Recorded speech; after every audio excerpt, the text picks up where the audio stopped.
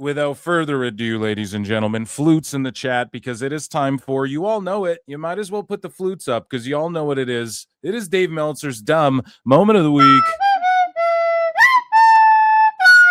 Featuring Brian Alvarez, of course, and many of our others.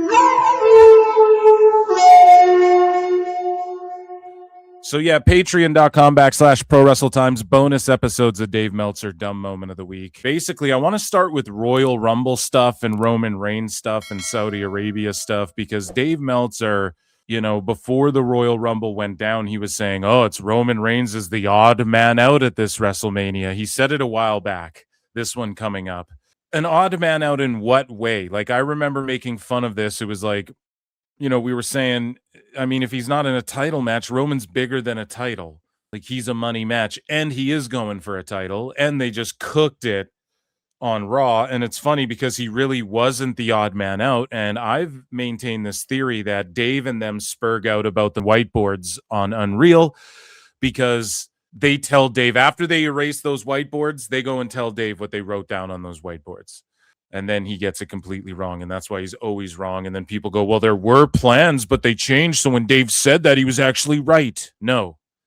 You can't prove that that's the case. What we can prove is, well, he spoke definitively and then we'll say things like plans change, which they do, but anybody could do that. That's all we can really prove, that he just does what any person could do. Oh, I mean, they were planning to do Orton, and well, the plans changed.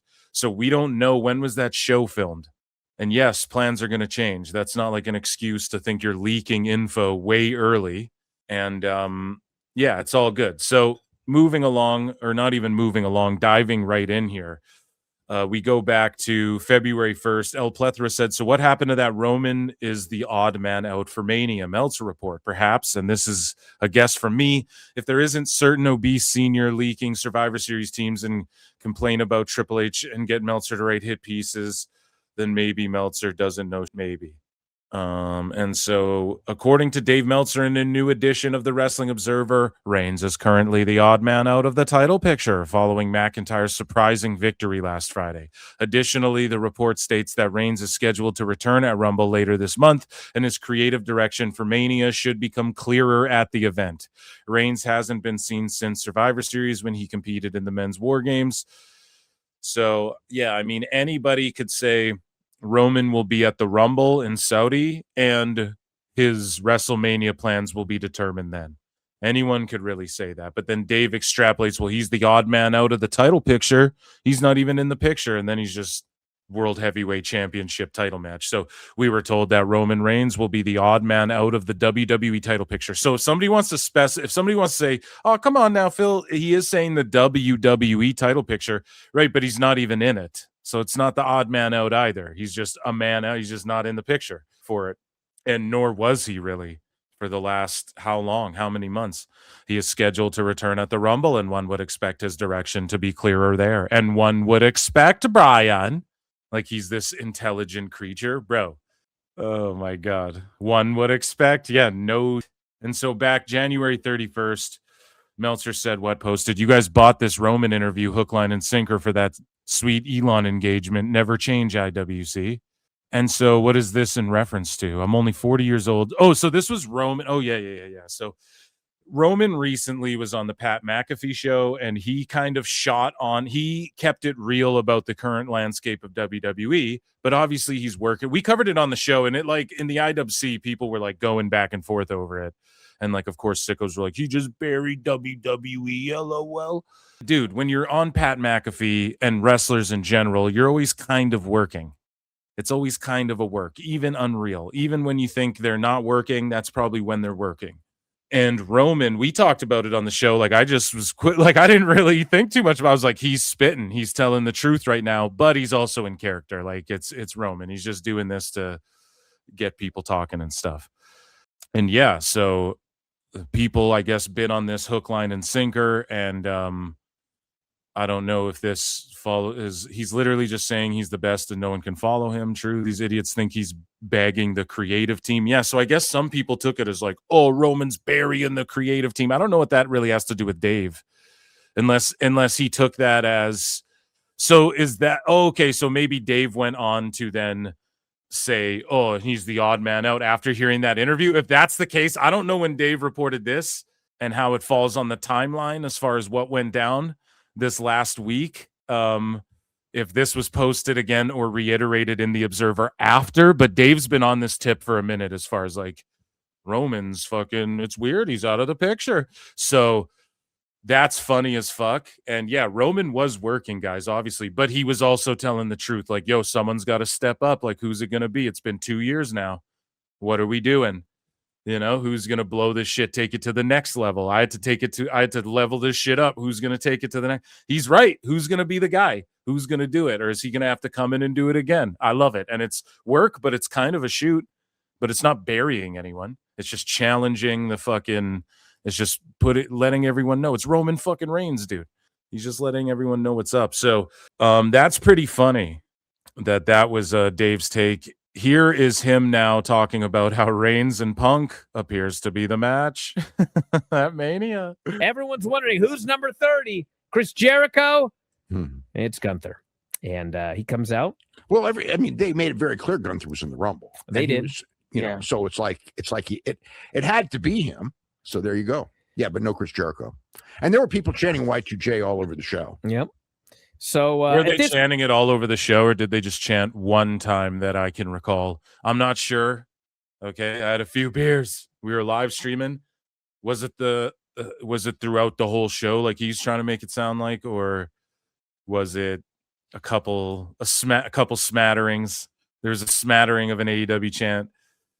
There was definitely those Saudi Arabian fans are, for the people who were like, they suck. They're real educated, and they've been some of the hottest, nuttiest crowds every year or every time they've gone there the last few years now. So I love the Saudi. I'm starting to love the Saudi shows and the stage setup and everything. I'm down with it. You know, politics and shit aside, goofy outfits aside for the ladies. I like the way that they clearly put the money into, we're going to give you, like the Saudis gave us all this money. So how does that pay off for the fans? We're going to give you these extravagant fucking stages and stuff. So it looks cool. Like if you're watching it looks so cool seeing the entrance come down. And then they were able to like make the tunnel, like it felt big, but then they just made it a quick tunnel to run down as well, which like some of these buildings can't accommodate. And that was another benefit of having the arena built specifically for the show, or the stadium, whatever you want to call it. Point, it was the usual deal. Guy runs wild, looks great, gets killed. Guy runs wild, looks great, gets eliminated. Coliseum. And finally, it comes down to Gunther, Logan, Randy, or Roman, and Orton. Gunther, Logan, Randy, and Roman. Gunther is selling his knee from the calf crusher. From the calf crusher, right? Yeah. From the match before. So Roman tosses Logan. Randy gives Roman an RKO. Gunther tosses Randy out. Fans were furious that Randy was eliminated. Comes down to Roman and Gunther, and Roman ends up hitting him with he runs him into the buckle as Gunther tries the sleeper, tosses Gunther out, and wins. So Roman Reigns and CM Punk looks like the Mania match. Yep. And that's the right match. It really is. It's definitely, like, they're two guys that have been around forever, but it's a fresher match than Roman and Cody again. Why Roman and Cody again? Is that what they thought was going to happen? I don't know, man.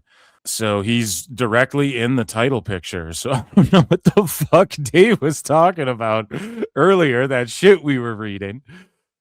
But speaking of the Rumble itself and Saudi Arabia, let's just go through some of the stuff that happened in the Rumble. Powerhouse Hobbs was there at the Rumble. And so Dave said that Powerhouse Hobbs, Royce Keys, got a 5-year offer from AEW. I think that in the negotiations, it became kind of clear that he was going to WWE. The offer was a very good offer. And this is the problem, right? And I thank you, Conrad. Come on now, Phil. I do the voice and it's funny and everything. But Conrad Thompson's been saying on his shows, like, he's been putting it out there, yo, someone's clearly leaking this shit on AEW's behalf whenever someone's leaving to WWE. Like, this shit's getting leaked out there. But then whenever someone's going to AEW, it's only leaked out there because Meltzer can't help himself but look giddy and stuff like that, and too obvious. because he's a little fucking kid. But otherwise, they don't know. All of a sudden, they don't know about Ciampa and shit. And they just keep it under wraps, and people return, and the sheets aren't fucking writing reports on it. We got to get fan footage of MJF in the UK before the show airs. Everyone's keeping it private. Like, it's obvious what's happening. It's just way too obvious. People aren't dumb. It's just funny that Dave is now leaking out all this personal business, like this 5-year offer shit. More money, and it always gets leaked out, and it's like, well, it's obvious they're going to WWE because this is what Tony tried to do with Jade. He tried to do this with Hobbs. He doesn't realize this isn't good for long-term shit, and this isn't good for keeping guys around long-term. But Royce Keys was getting paid in AEW already, so Tone will offer people like a bunch more money than he knows WWE are going to give them, and people are still turning it down, and they go, well, let me like take this to the other side and let me just weigh out my options still, Tone. And he's like, okay, it's great. But he's starting to realize, you know, what is it, 6-7 years later, 6-7 no 6-7 years later, he's starting to realize now that people, when they say that, they're just being nice. Like, they're turning down all that money because it's not worth it to be there. If you want to be a star, if your dream is wrestling and leaving a legacy and making more money in the long run, or like really betting on yourself to see if you can operate at the elite level, which Hobbs looks like he can, dude. He came down. How many people were there? 25,000 people in that place. Just a roaring fucking crowd. And he did good in the Rumble. I mean, he looked really good. He didn't look overly nervous or anything like that. Maybe it helped that the lights made it look like you couldn't really see people sitting in the seats. Maybe that like helped him, to get it out of his mind.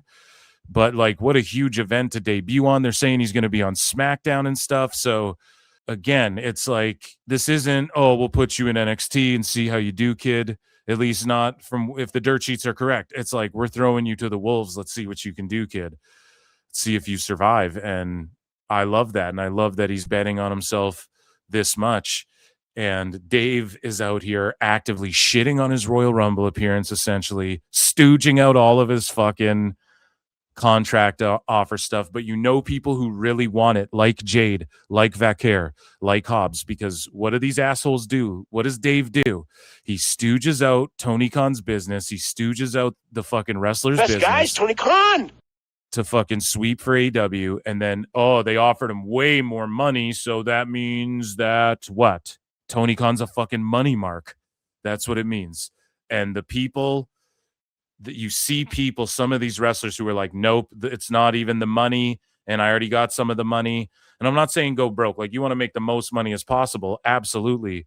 But it's also people like willing to live out their dreams and bet on themselves. You know, like a Stephanie, a Hobbs. I'm seeing that in Hobbs already. He was like, fuck it. They're offering me 5x the money for 5 years, and I'm fucking outie.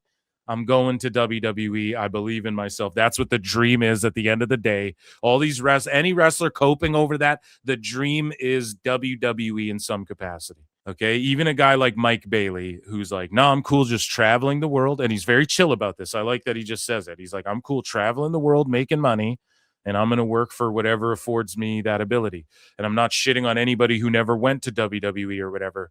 But if you're in the world now, that WWE is like this global entity, people want to, the majority of people who are wrestling fans are fans because Hogan slammed Andre and all that shit, you know? So anyways, Hobbs, I'm excited. And they're I should stop calling him Hobbs. Sorry. Royce Keys. I got to get used to calling him Royce Keys. Keys.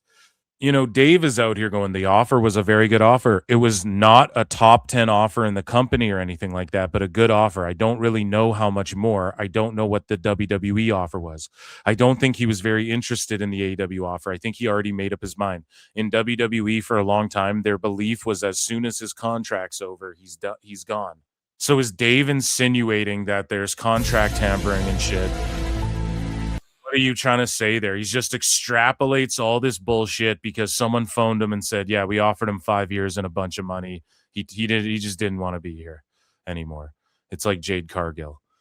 You know, he just didn't want to be here, and no amount of money. And these people are nice to Tone. They're nice to him. They let him down easy, but then he offers them so much money. And is that an opportunity? No, it's it's an opportunity. I mean, do what's best for your bank account. That's fine. But what opportunity is Tone offering him?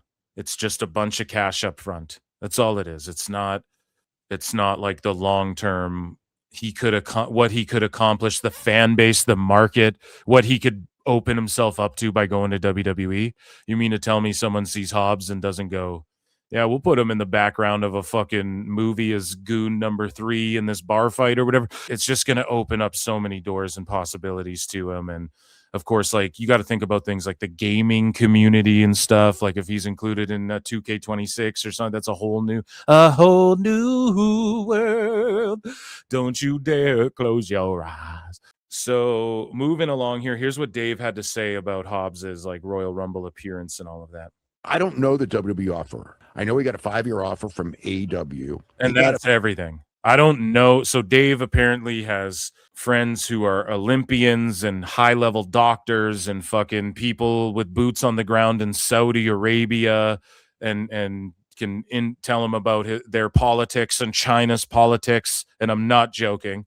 You know, he's this, he knows everything there is about WWE, and he knows when the plans change and all that shit, but he doesn't know shit about WWE's side of the offer, but he's told all this stuff from the AEW side, and then he extrapolates all this extra shit. Sorry, let the clip play longer before. Very good offer. It was not like an AEW. It's not like top 10 offer in the company or anything like that, but it's a good offer. But he, you know, and again, I don't really know much more. I don't know what the WWE offer was. But of course you don't. You know, I don't think that he was that interested in the AEW offer. I think he'd already made up his mind. I mean, like I said, and I've said this all along, in WWE for a long time, their belief was as soon as his contract's over, he's gone. But why? How do you know that? Why do you know that? For a long time, maybe because Punk came in and was like, yeah, that Hobbs kid. Remember, Punk worked Hobbs, dude.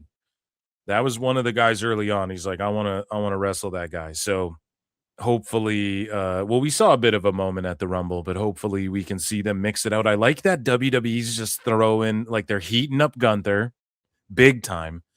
And then they're just throwing guys in the mix now, like Obafemi and Hobbs. And it just feels like, I don't know, we got all these body guys, Brian. You know, it's like old school wrestling, just these fucking hosses. I'm ready for it, man. The way the exit was with AEW, and the way it was booked and everything like that made it feel to me like Keys. I'm sorry, guys. Chat, you check me when I'm calling him Hobbs and not Keys. They knew he was gone the last week, and then they just got to get those belts changed, and it didn't feel like that they had built that match up at all. So just terrible booking, Dave. So just admit that that's terrible booking. All you have to do is just say that's terrible booking. Oh my God, it's the greatest thing I've ever seen. I mean, they didn't. They just came on one day. So I think that Tony had hopes to keep him and thought that the offer would keep him. And he had just decided and promised that he was going to go and went. So so Dave is sitting here going, WWE knew for a long time and AEW knew that he just didn't really, the idea through the whole thing was, but the way it was booked, it seems like Tone really thought he was going to keep him. And then last minute realized he wasn't going to. So then why are you making up shit to try and protect your guy, the best guy? The best guy is Tony Khan. And, he was in the show tonight, and he didn't get any reaction. It was the wrong place to debut him. Didn't do anything super memorable. Was there. The announcers talked. Oh, my God. Now just is he really burying Hobbs's Rumble shit? Decided and promised that he was going to go and went. And, he was in the show tonight, and he didn't get any reaction. It was the wrong place to debut. He didn't get any reaction. He's not supposed to get a reaction, Dave. This is how fucking deluded. He had Cuervo with him the whole time, too. Dave, you're not supposed to book Hobbs to pop the AEW sickos the few AEW sickos who are in attendance at a WWE show. That's not what it is. Now, you do put Powerhouse Hobbs on the Tron in case some people know there were fans there who chanted AEW, in fact. So you're wrong. He did get a reaction. In fact, they chanted AEW, but you're such a bumhurt little bitch that you have to bury him and in turn not even bring up that there was an AEW chant for him. Or it was like for him, and I think he stared down with Rhodes or whatever, and people were like, AEW. There was also a Deadlock Pro sign in the crowd at Saudi. So they're becoming wrestling fans over there, to say the fucking least. And that's a good thing. I'm like, yo, that's a positive. No one's really putting that over. Your boy Ville's over here like, that's a fucking huge positive. To say he got no reaction, Dave, his reaction's supposed to be, who the fuck is this guy? Who's this monster? Whatever. And they called him Monstar. They had the Powerhouse Hobbs thing. Why? Because social media. So what did WWE immediately do? They uploaded a 1-minute clip, and they're doing it for every Rumble, just every entrant in this Royal Rumble. And it's like a 30-minute video, 1 minute of each person who just enters. It doesn't even show what they're doing. They're going through each year. WWE YouTube is doing this. I know Dave doesn't study the business. I know he doesn't realize that YouTube is like a huge fucking part of this business. Huge fucking part of it. They uploaded his thing, so everyone goes, oh, Powerhouse Hobbs, and then they see that on the Tron. Like, that's what that's for. You book Hobbs as like he's a newcomer. I was saying run vignettes for the guy, but again, it adds the element of anybody can show up in the Rumble as well, because as far as some people know, he's an AEW guy. Or when they Google, well, what Powerhouse Hobbs, Royce Keys, I don't know who this guy is. Holy fuck, he's jacked. He just threw out Damian Priest. What the fuck? And then you Google him and you're like, oh, his Wikipedia, he was if you're that much of a sicko. Otherwise, they did it exactly, I think, the right way. Or else I would say, in my opinion, maybe run vignettes for him and then have him debut like Royce Keys coming to Raw or whatever. But there's no way to do it to please Dave unless he comes out waving an AEW flag and then takes a shit in the Fed ring and goes, fuck Triple H. That's the only way you're going to make Dave happy. Poor people don't like AEW. In my opinion, they did it the absolute right way. You introduce this monster of a fucking mountain of a man. And here's the thing. He's older as far as quote unquote, like he's 37 or whatever. So you fucking push him right away. Like you see in the next 3 years, what can this guy do? In the next year, it's like, is he going to sink or swim? In the 2 years following, that's where you establish where the fuck he is in the card. Or the build is like, we're building this monster up because we want main eventers. I think they did it the right way. They got the most eyeballs on him. They did it this way with Jordan Grace. They did it this way with Joe Hendry. They did it this way with, I think, Jade Cargill. They've done it this way, and it's worked, and it's paid off in the past. And Powerhouse Hobbs is a guy that I think they did it the right way. Dave's just burying it. I don't even think he watched it. Sorry, let's finish this clip. Didn't do anything super memorable. Didn't do anything super memorable. He threw Damian Priest out. Threw a fucking former world champion out, and it was unexpected as fuck. And I remember it clear as day. Did he even get any other? He had such a memorable elimination that I didn't see coming that I don't remember if he even eliminated anyone else. Fire! You're talking out of your ass. Was there. The announcers talked him up well. Okay. Okay, fair point. They did. I think they didn't even. Well, the Monstar thing, if he can get away with that, but I think that's Looney Tunes. Disney's gonna fucking. I mean, hey, they're teamed up with or no, who owns that? WB. Yeah, so they would call him that. Well, Netflix is about to own that shit, I guess. So Netflix owns. Okay, I'm trying to make the connection of like Space Jam. Warner Bros would own that, but then if Netflix owns that, and then they can call him the Monstar, or what? Is that how that works? I don't know. Lex Luger, where's your legal expertise on that, right? Following the fucking timeline of who owns Bugs Bunny. I don't know. I mean, Oba was the debuting star. Oba was the debuting star. Yeah. Maybe. I guess I'll agree with that a little bit. Powerhouse Hobbs got a great offer. It would have been a number that okay, so listen to what Dave says. This is mental. He goes, Hobbs, got a great AEW offer to stay, but except I don't know his WWE offer. The AEW offer was much higher. We covered that. It would have been a number that I believe would have been.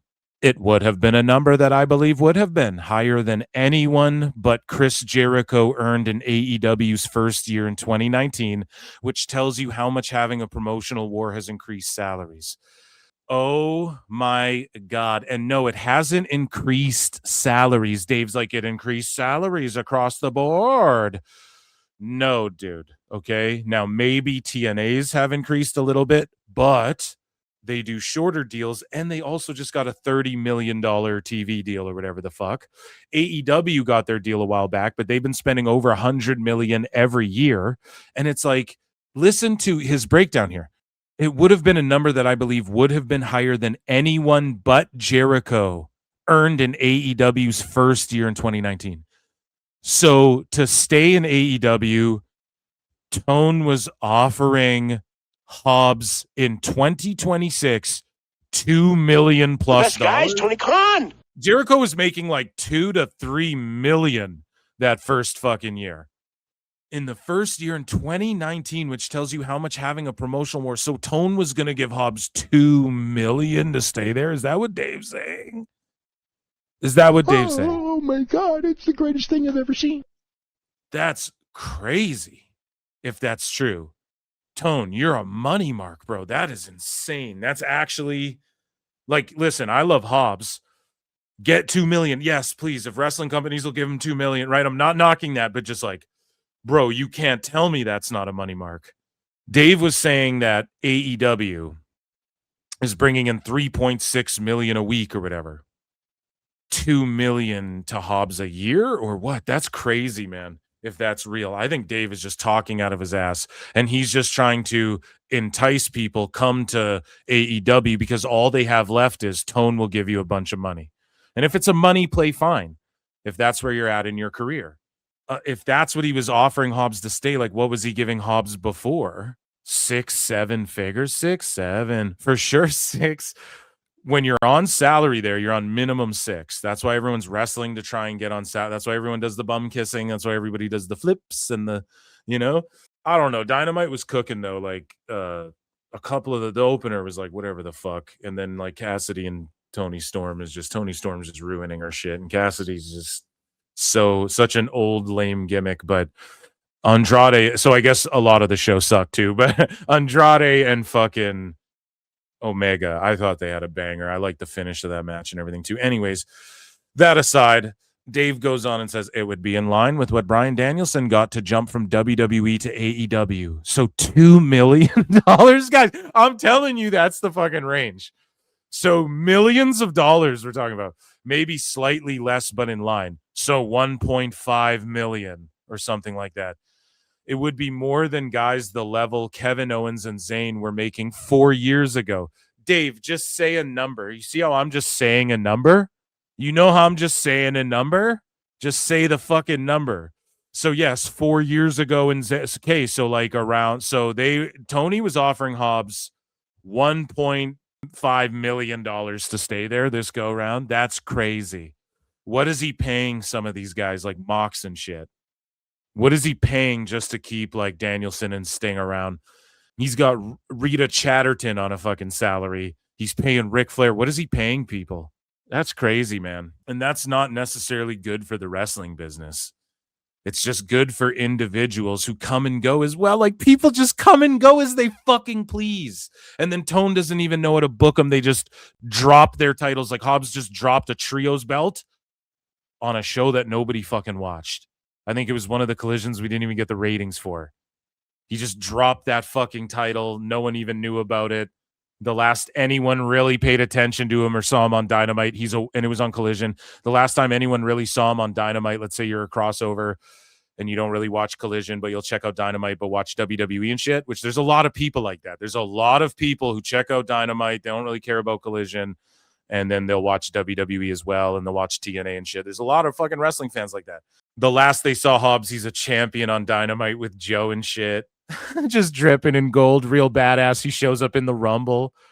Like for any casual, you're like, yo, this guy rules. You know, that's why Andrade kind of rules. For casuals, you're like, shit, dude, he just fucking walked out of WWE's and AEW.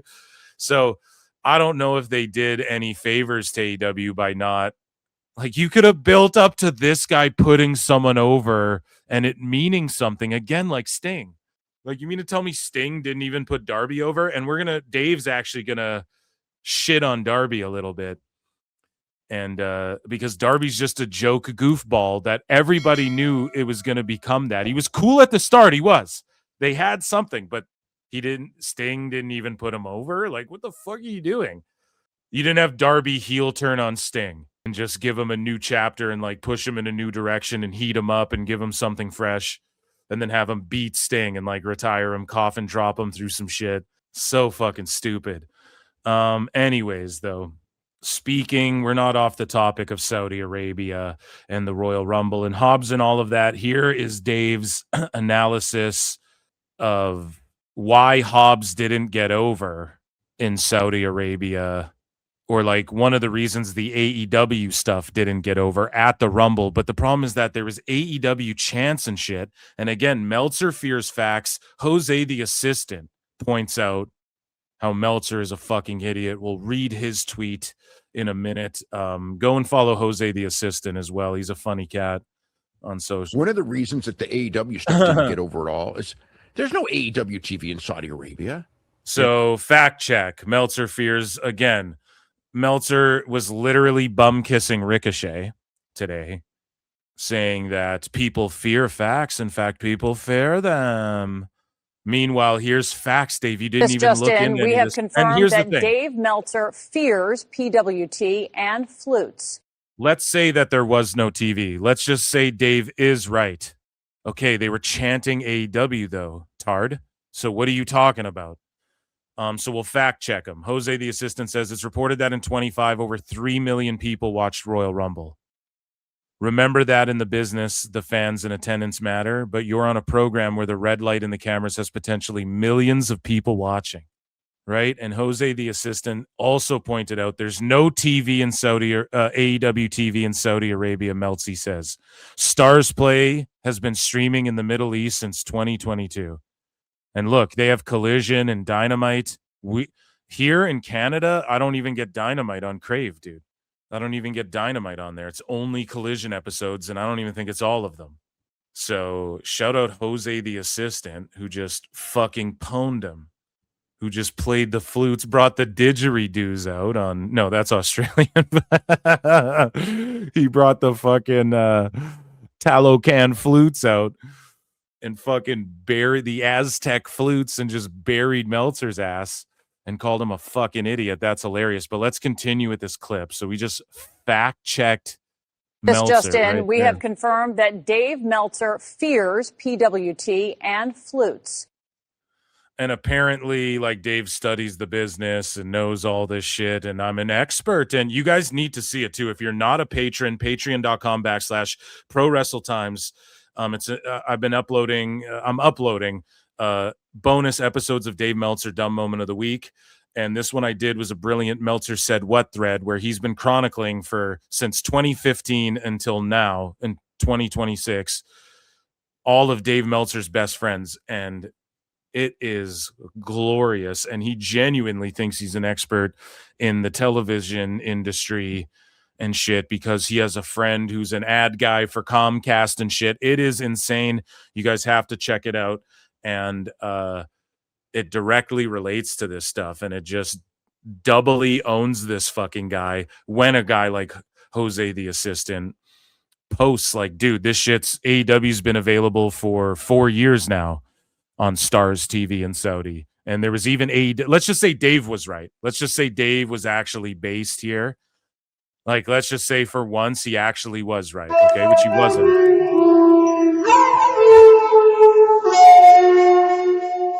Then why did they chant AEW?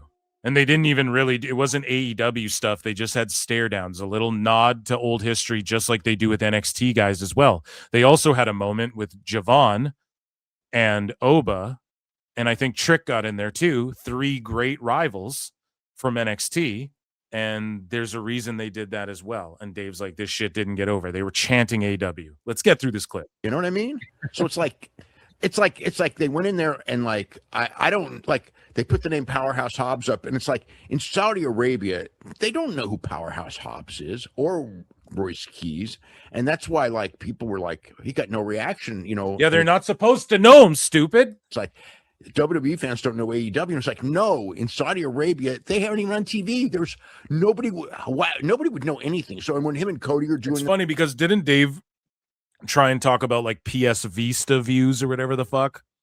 And talk about how, well, yeah, AEW does have a bit of TV in Australia before. And like I don't even think they have TV in Australia anymore. But when people are like, this Australia shit, I don't know if it's going to work out. And then I'm pretty sure Dave was like, yeah, there is a little bit of TV. Or like in the UK, AEW is available to this many people. And it's way more people and it's like, well, why the fuck aren't more people watching it then over there? You think their ratings would be through the roof if it was so good? There's a bunch of sickos out in the UK. There's never really been explanations for that. And you'd think Dave would know about this Stars TV and he'd be playing it up. Oh, yeah, they have an audience there, Brian. You think he'd use this as an opportunity to put AEW over. But the reason he's not doing that is because Hobbs is a Punk guy. So remember, Punk wrestled Hobbs. You saw a picture of Aleister Black and Hobbs hugging it up. CM Punk, he said when he got in that scrap with Jack Perry, he said on Ariel Helwani, he's like, I had my people with me. I'm not going to say who they are. Well, who the fuck do you think it was? You see on the video, Aleister Black is right there having Punk's back, like when the shit's going down. He's watching from afar. Go figure. And so Dave is just butthurt because Jade Cargill and Punk and Rhodes and fucking Hobbs, these guys upset him and his son, Tony Khan. The best guy is Tony Khan. Of how they exit the company and don't bow down and take the money. Somebody said golden handcuffs in chat earlier. That's what it is. In business, it's called golden handcuffs. Like I just offer you a shitload of money. They don't bow down and take the money. Yeah, because that doesn't work because that's called a money mark. Period. It doesn't even, and Dave's like, if you're profitable, then you're not a money mark. No, it doesn't mean that. Doesn't mean that at all. You could be in the green and still be a money mark and still have people mark you in for money. And you fucking just, if you're making money, it's like, how many celebrities are out there who've had family fucking take it? You don't got to lose your home to be a money mark. There's, money marks come in different shapes and sizes, Dave, but that's not what a money mark is. A money mark's just somebody who gets marked in for fucking large sums of money until they go broke. That's not a fucking qualifier. Anyways, stuff together, and everything that might have worked in the United States or Canada, but in Saudi Arabia, like they didn't know who the guy is. They don't need to know. There was a very light understanding because there was a light AEW. See, Brian has to check him. W chant. I heard that. But too. I mean, it would be from people who knew about it from the internet. Well, it was not like a big reaction to anybody. It was like when they did the Cody stare down. That's when they chanted it a little bit. Yeah, but I mean, it's like a light thing. It's like light thing. But meanwhile, Dave will say, but anyways, Dave also said earlier in the show, Dave said that, where is it? I have a note. Yes, he said that there were AEW chants throughout the show. So, Dave, you're fucking cooked. Out of the whole building, it was probably, 5% new? You know what I mean? It's like, so 5% new, but you were saying that there were AEW chants throughout. And I had to ask chat, like, yo, was it throughout or was it just like a few light chants? And when Triple H is at the podium in the past, Dave is like, oh, there were Edge chants and shit. He's talked about it like it's a notable thing. So for some reason, he's so bumhurt over Hobbs that he's going to not even bury AEW, but just bury the fact or let's say minimize how great of a reaction it actually was because of the fact they were chanting AEW. Like, let's say Dave's right about, oh, no one knows what the fuck it is. Well, then they got AEW chants there.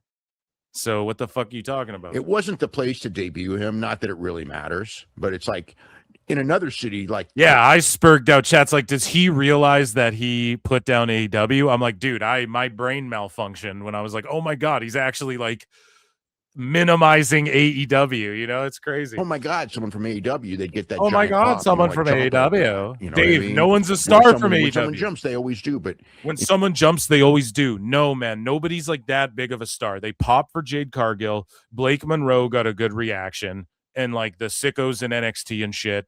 That's the Florida wrestling fan base and shit. They're wackos. Everybody knows that. And they're going to know what's up. But even some of the wrestlers who've shown up, like TNA guys, have gotten bigger reactions than AEW guys. It wasn't about a monster pop.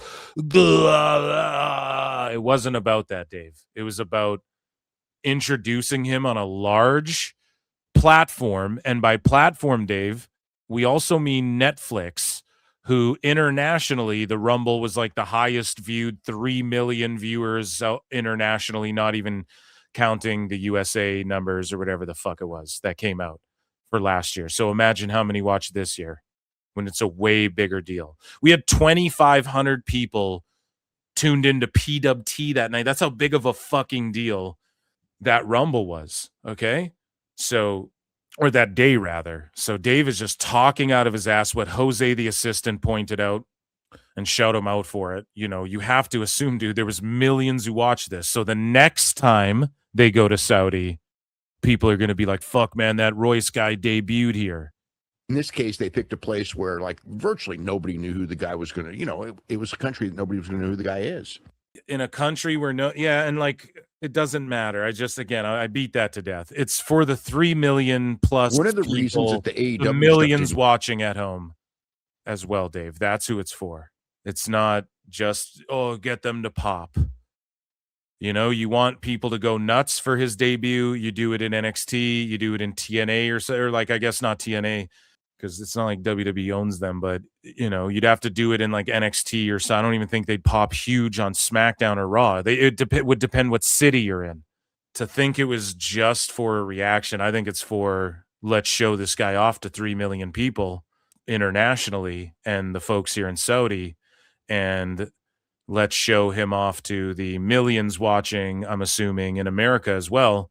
And let's see if we can't get a run out of this guy and people don't see him and go, who the fuck is that guy? He's a monster. He's bigger than fucking our world Rhodes is our WWE champion. He's fucking towers over this guy and is a giant juiced monster. Like, I don't know, man.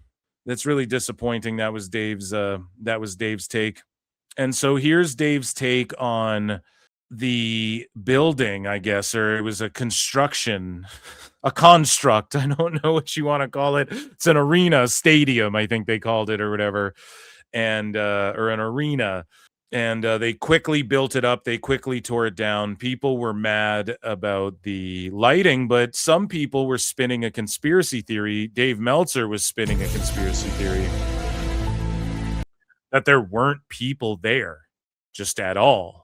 And so let's take a listen to this and a peek at this. And Dave, he wasn't saying that it was empty, but he's like, there were scalpers and and sickos were on this too. And they're saying people were reselling the tickets and they said there's 25,000 people there, but you couldn't see them. And it's like, no, you dumbasses are doing conspiracy theory shit. Now you're getting a taste of your own medicine, because it's a fair criticism that those lights make the place look empty, but it clearly wasn't empty because there's no roof on the place and the crowd sounded fucking rabid. They were insane, making so much noise. And in buildings without the roof, as every wrestler will tell you, the noise goes up and you don't really fucking know. You can't even really gauge the audience. Stone Cold just talked about it on Chris Van Vliet, where he was like, yeah, my last match, like, you know, the audience, I wish I could just hear him better because there's no roof on that thing. The crowd was rabid Wolverines, pal. They were rabid.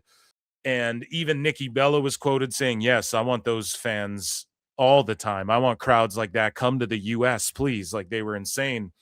And Dave wants to pretend like it wasn't full because the lights made it look like there weren't people there. And now Dave and these AEW loyalists just got a taste of their own medicine. Like, now you know what it's like when people say that these buildings look empty and it makes the production look shitty. And this is another reason why the shows aren't good. Like, that's just a surface level basic criticism that people give AEW. And it's just stuff that Dave just doesn't really talk about. He just tries to spin it like oh, they're doing great, everything's fine, and then he just doesn't talk about attendance or like how it looks on TV and shit either, which I think is a fair criticism. I liked this last Dynamite where they're in like the camera, the hard cams on the ramp side, and then all the people are surrounding them, and it looks full and cool, and like there's fans everywhere, and then there's no like, oh, the hard cam side is empty, yeah, but they're coming down the ramp from there. So I like that setup. They should kind of own that and do that more. Anyways. The Royal Rumble. And that was the big show of the day, one of the bigger shows of the year for WWE, although I don't know how great a show it really was. There was no bad matches, but I mean, it wasn't a blowaway show at all. That's for sure. I think one of the big issues... wasn't a blowaway show? You mean blowed away like a flute? It was actually interesting because right before the show, I had somebody from Saudi Arabia who was at the show email me. And it was one of those things we hear all the time. He was there in the building. He said, I don't know what everyone's talking about. Like, this crowd was like hot until 2 a.m. And it certainly did not come across that way on television. No. I mean, they went... You fucking guys, they did not watch shit. They were chanting shit, going crazy at the post show. These guys are actually just lying right now. Coping so hard over the success of the Royal Rumble. You are coping and seething. You just can't accept what you're seeing. Yes, you're coping and seething. The truth it is scalding, and now you are molding and coping so hard. Coping and seething. That shit is crazy for certain people like Brie Bella, certain spots and matches, but like in between, it seemed very quiet, and it certainly did not bode well for 2 nights of WrestleMania next year. I can tell you that much. Hopefully, they're not doing it in that building because that building wasn't a good building. Building they made in the last month. Yeah, don't even want to talk about that one. But the thing is that the building, it's like, I know it wasn't empty. It looked like nobody was there. You know? Well, they had a very weird setup with the seating where they had these lights. And so when you looked at it, you saw all these lights and they looked like empty seats. But when they actually turned the lights on, because they turned the lights on, and I actually paused it and zoomed in the best I could. And there were people in a lot of the seats. No, there were a lot. There were even no. Okay. And when they were doing like no. There were people. No. He's trying to say that there was nobody there, and then they're pretending like, oh, the crowd. It didn't come across like they were hot through the whole show, but people there said they were hot till 2 a.m. Yeah, they were. You fucking spurgs. They were. Looked at it, you saw all these lights, and they looked like empty seats. But when they actually turned the lights on, because they turned the lights on, and I actually paused it and zoomed in the best I could. And there were people in a lot of the seats. No, there were a lot. There were even no. And when they were doing like the phone thing, it was like all the way up at the top, there were people with their phones. It wasn't full, but it was not empty. Okay, talk about this ever for an AEW show. What the fuck? Who cares? And it was fucking full. It wasn't full, but it wasn't empty, but it was like pretty packed, and all the way up to the top there was people. But I mean, like, it wasn't full, guys. Trust me. There was like 2 rows I saw. There was like 2 rows that were empty during the piss break. But like otherwise, it was like, shut the fuck up, you chuckle fuck. No, it wasn't empty, but the thing is, but there were a lot of empty seats. Okay, so every AEW, I want to hear you talk about there's a lot of empty seats. That it's like you could see, like when they would do the shots of up and everything like that. I mean, then you could see there were people there. These guys are you could reaching. Also see a lot of empty seats there at the same time. They're reaching so hard to hate on the Rumble and WWE on this one. They're fucking reaching so hard for this one. Oh my God. Yeah. Oh, dude, they're just trying so hard to shit on this show. Oh, that's cringe. So speaking of cringe, like Dave Meltzer had this to say, the way you would book, let's watch this clip and then we have a follow-up. I think there's a follow-up somewhere in these bookmarks where, let me see. I'm just trying to find it here. I thought I had another one, but either way, Dave was saying, so not only was he wrong about them not having TV in Saudi Arabia, but then he goes on to say Sami Zayn, a guy who, first off, isn't he like Serbian? What is Sami Zayn? I don't want to get it wrong. I apologize. I don't want to call him Serbian. Sami Zayn ethnicity. Serbian, I don't know. He's Canadian, Syrian, pardon me. So what I said was very ignorant. He's Syrian, and he was born in Montreal, though. So he's Canadian. He's from Montreal, but he's also Syrian. And then Dave's like, they're in Riyadh, Saudi Arabia. And Dave's like, oh, he's the hometown guy and all this shit. I just think it's cringe as fuck. It's so cringy. And there is a level of ignorance to it. And I pointed it out on the show, too, on this show in the past. Where it's like, okay, if you're in Toronto and then you guys like WWE is a big deal again. So if you're in Toronto and you bring out Kevin Owens, like Toronto's not going to necessarily cheer for Kevin Owens. Like motherfucker, Montreal and Toronto hate each other. You know, there was someone talking about this on a podcast recently where even in Alberta, it's like Calgary and Edmonton beef over. Like if you're in some comedian, it might have been Jeff Dye. Yeah, I was listening to Wrestling with Freddie. And Jeff Dye talked about how he did a show in, I think, Edmonton. And on the poster for it, he made himself, like he photoshopped his head on like Bret Hart or whatever. And people there, the fans there were like, well, that's Calgary. That's not Edmonton. Yeah, because their sports teams beef and shit. You know, like we're a country. Like our cities don't, you know, there's rivalries and shit between cities and stuff. So it's kind of funny. Like back in the day, if you just rolled out any Canadian, and yes, a Canadian's more likely to get the pop and people pull for their guy. But at the same time, like just because you parade Sami Zayn out in fucking Winnipeg doesn't mean people are just going to automatically cheer for him and shit. Hughes the Entertainment says you have more than double the audience of Gino Bisconti right now. A flat broke Gino. Dave Meltzer, though, he talks about how Sammy's the hometown guy. Now, he does get pops in Saudi Arabia and stuff, but he's just over there. It's like, you know, the equivalent of just being over in a town. Like when they go to Philadelphia, they go crazy for CM Punk. He's not from there, you know? When Roman Reigns shows up in, you know, like he's just over there, just like Io Sky, right? She's Japanese. She's over in Saudi.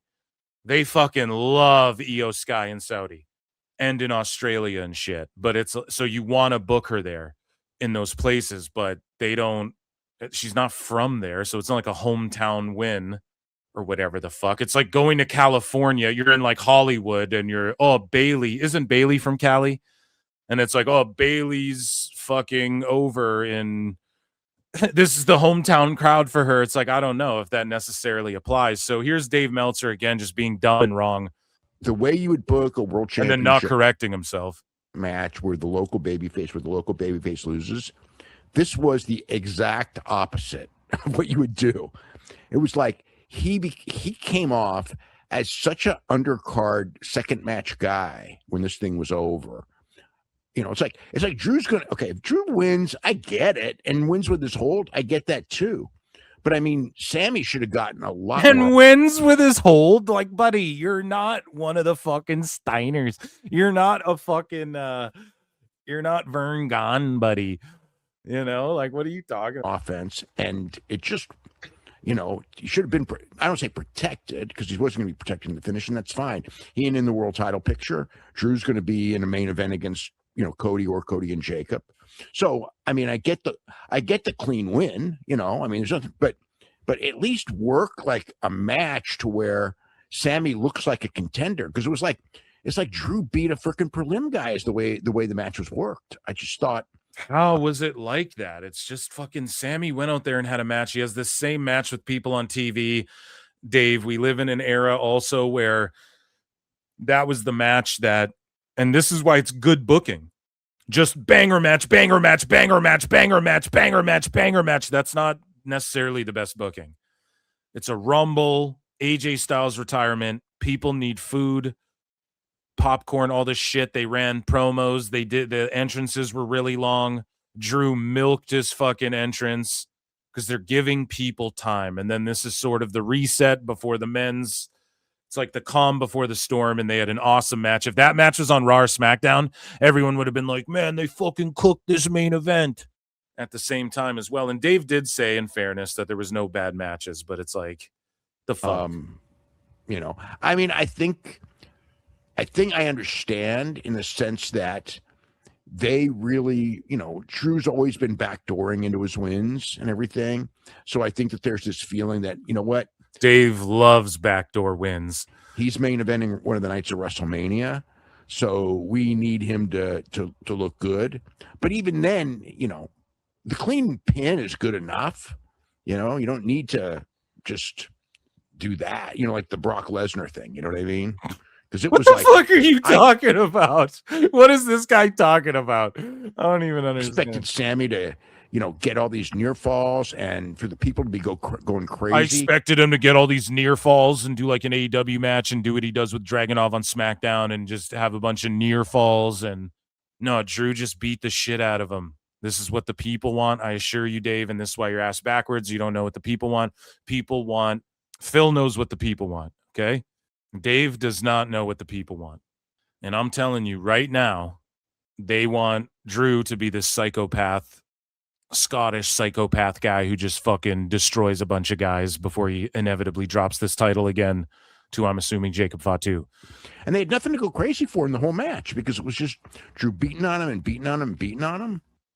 Yeah, so what did you want? I don't know. In fairness, he did say, again, being fair to Dave, people think I'm just a hater, which I am, but being fair to him, he did say that all the matches were good overall. So fair enough. But I just don't think, just like the Hobbs thing, just like the way that match was booked, Brian, there wasn't enough rope work for me. I just don't think that's good criticism, in my opinion. So another thing that happened at the Rumble was AJ Styles retired. Here is Brian, crying Brian, and Dave Meltzer discussing Peter Rosenberg and what he said about AJ Styles retiring. I just saw a clip of him on that Stephanie McMahon podcast and the message his wife left him. And yeah, I don't think AJ's going anywhere.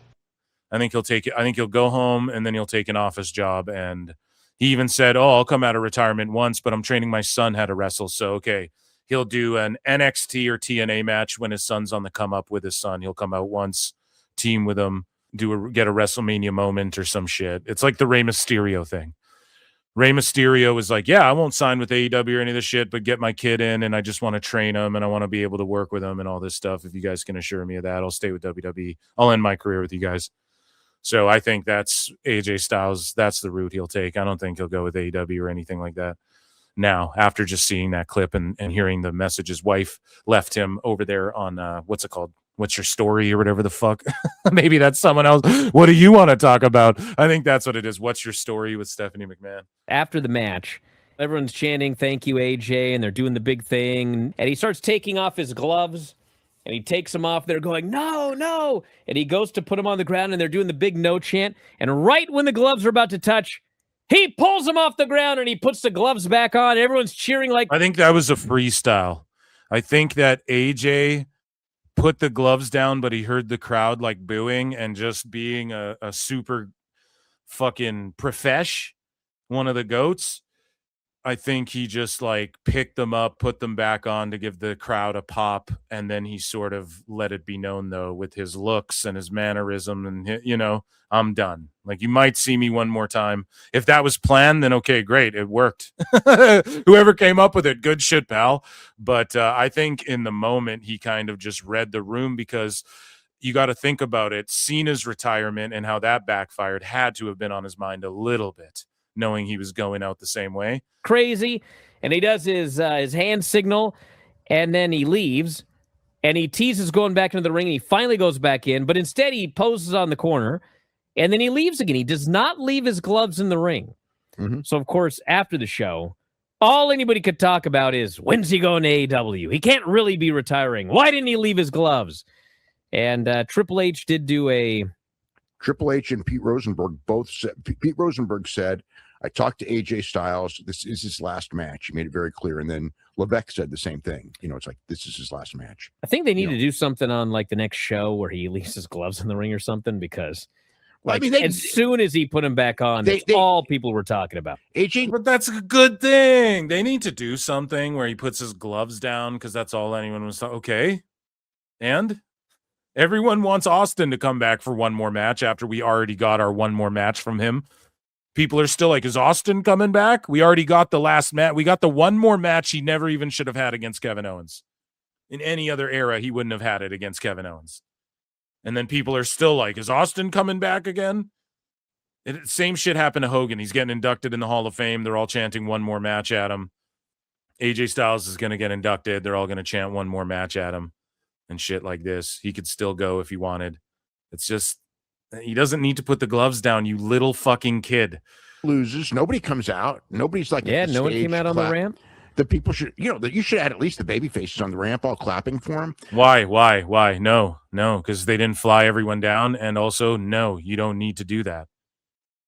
You really fucking don't need to do that. I think that they badly need to do. And last time, Dave, you shat on it. Well, he said it was good, but everyone shat on the Triple H and all these guys for coming out and applauding for him. So no, you don't have to do the baby faces coming out. That's what they've done a million times. The ring was AJ's. You just let him have that moment with the people. I think they just need to do something of a celebration on television. They can do a celebration on TV and then announce that he's going into the Hall of Fame this year at WrestleMania. Sure, why not? Yeah, I mean, why not? I don't know. It's up to AJ. Celebrate him like in. It's odd. It's odd. Maybe you could do a thing celebrating him. I do think it's snuck up on us, but WWE's never really. Have they ever really treated retirements other than like you lose, you leave type thing? It seems to be that's how they treat it. Like with Ric Flair, did everyone come out? Did all the baby faces come out after Michael super kicked him? Maybe they did. I don't recall, or did they just give him the ring and give him that moment with the people and stuff? I don't know. And then that wasn't even his last match, pal. Oh, come on now, Phil. You know I booked his last match.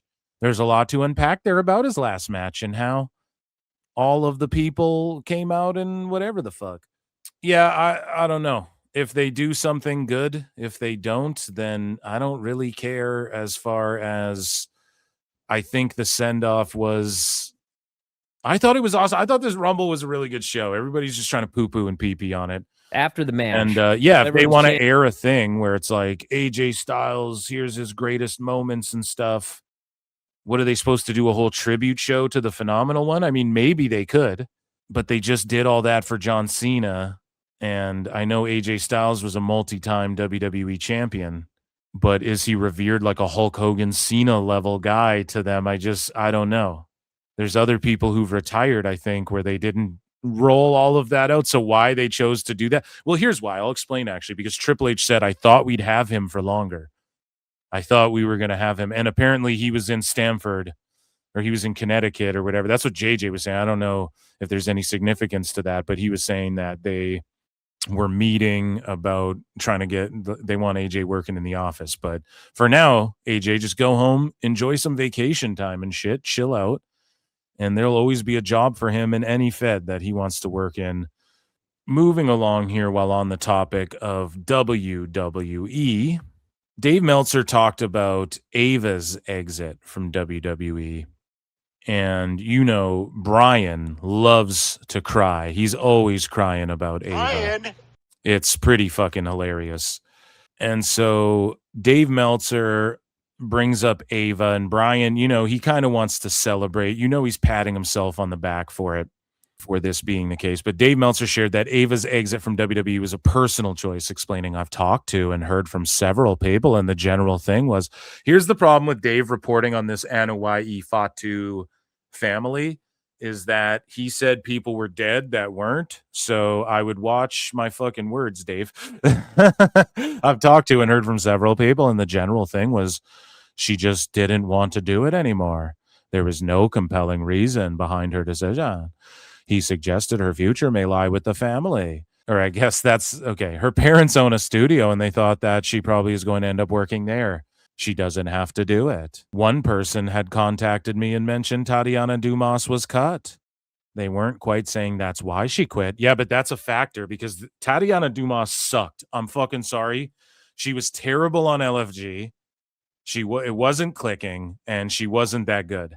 And then when I realized, she's dating Ava. Okay, well then that's obviously why they're pushing her and giving her so many goddamn chances. And she just makes she was making goddamn excuses every time. Say with that that Layla Lee girl or whatever the fuck.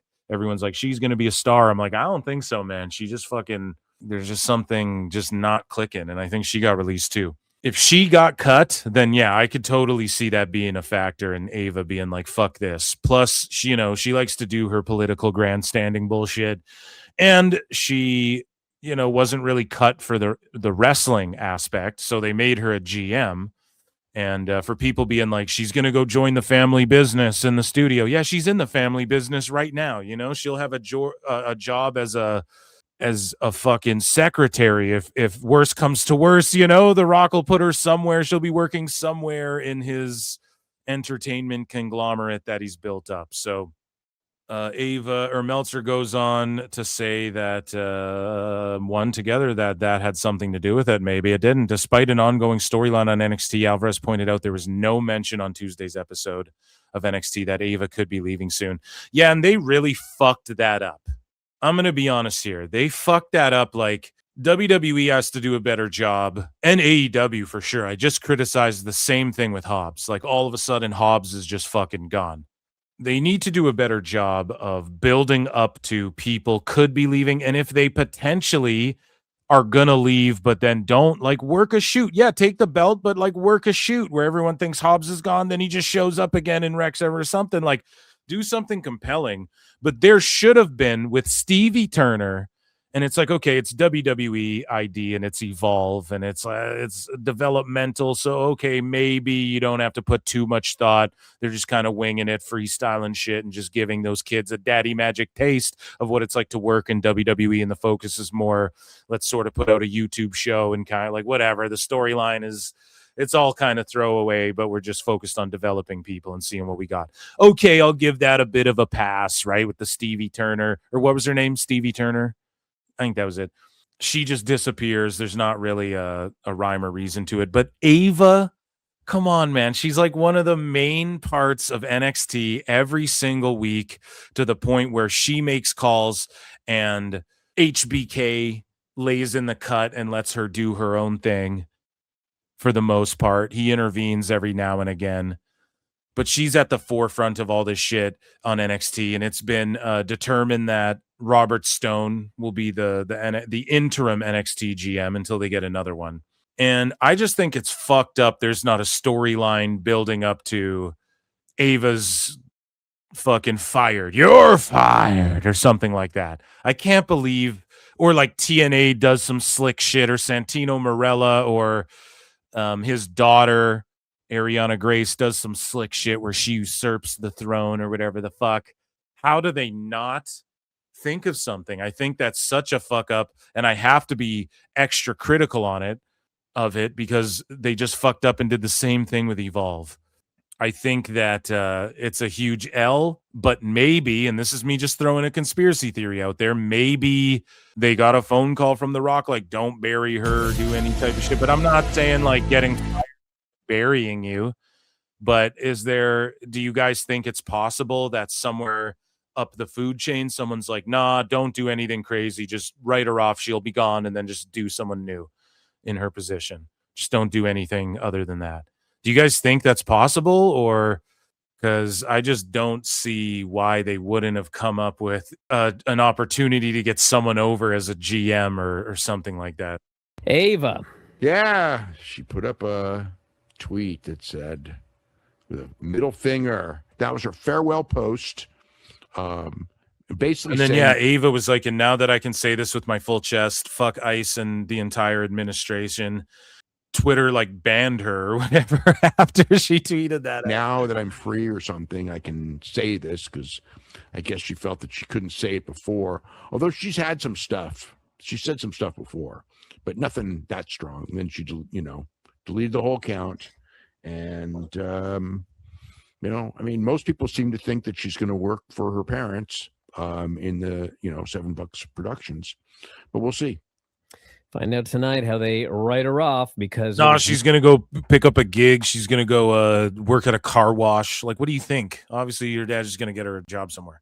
Here's the thing too with the political statements: you can say whatever the fuck you want, but while you're working for WWE, and it's an entertainment, like it's on TV, if they say leave the political shit out of it, then that's their prerogative too. And so I don't know if she deleted her account or if they banned her and suspended her account. I'm not sure. No indication on last week's NXT she was going anywhere, and now she's gone. Yeah, it's interesting. It's interesting because I mean she didn't sign a new contract, and sometimes like when people aren't signing a new contract, this happened with Hobbs and it's happened with her. You know, and so it's with each company. You would think that like if you're negotiating a contract with somebody, and it's like down to the wire, and you make them a good offer, and they just avoid signing it, you know, shouldn't you take that as like a hint that maybe we need to book with the idea that they may be gone? You know, she was all over. Finally, Dave with a base take and doing a what about, well, not even a what aboutism, but at least bringing AEW into the argument where it's actually a fair assessment. Because again, this would be where Dave would normally do a what aboutism for WWE. So he sort of slipped in one for AEW there. Kudos, based Meltzer flutes in the chat. I don't know what those look like. Shows, I mean, all over. So it's like her being gone will be incredibly noticeable. And that's why I will forever clown you, Dave. And that is why we do Dave Meltzer's dumb moment of the week here at PWT. That's right. We baked them. Dave Meltzer got cooked. It was another one.